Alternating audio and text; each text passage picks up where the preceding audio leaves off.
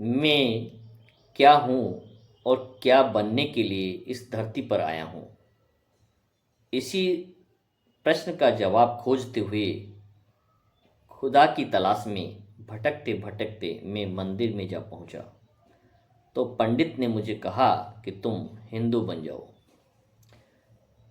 कुछ कदम आगे चला और मस्जिद में जा पहुंचा तो वहां मुझे हकीम मिले और उन्होंने कहा कि तुम मुस्लिम बन जाओ।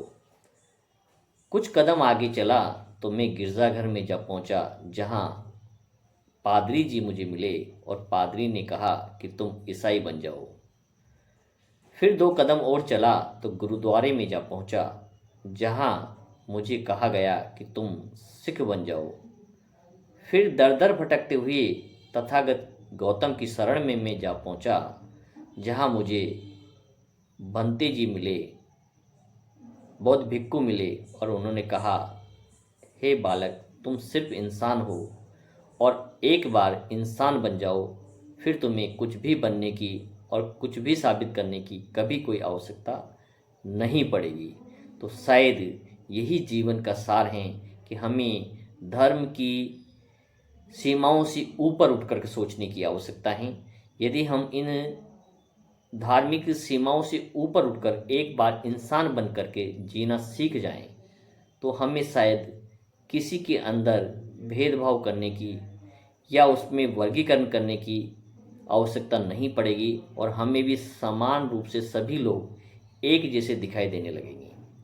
किसी के अंदर अपना और पराये का भाव जो है वो सदा के लिए समाप्त हो जाएगा, क्योंकि ऊपर वाले ने जो हमें इस धरती पर भेजा है वो सबको एक मनुष्य के रूप में भेजा है, मानव के रूप में भेजा है। उन्होंने किसी के साथ किसी धर्म को चिपका करके या जोड़ करके नहीं भेजा है।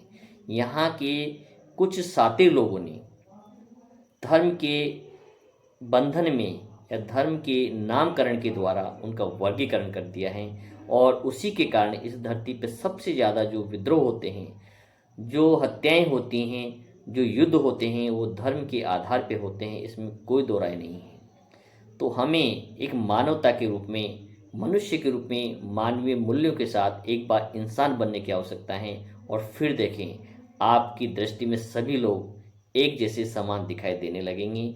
हमें सभी के अंदर वो ईश्वर का प्रतिबिंब दिखाई देने लगेगा जिसकी हम कल्पना करते हैं और हमें फिर आगे कुछ भी बनने की आवश्यकता नहीं होगी। प्यारे मित्रों, हम कुछ बने या ना बने, किसी धर्म के को फॉलो करें या ना करें, लेकिन एक बार इंसान अवश्य बने। और मानव बनना और मानव के रूप में कार्य करना सबसे बड़ा परोपकार का कार्य है। सभी साथियों को नमो बुद्धाय।